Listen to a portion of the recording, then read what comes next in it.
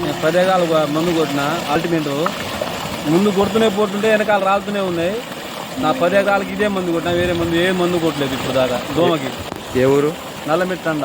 పేరు? లక్ష్మణ్. నా పేరు మొహమ్మద్ ఫరీద్ అండి. మాది కింద్రవారిపాలెం, గుంటూరు జిల్లా, ముప్పాల మండలం. మా పొలంలో పురుగు పడింది కొంచెం.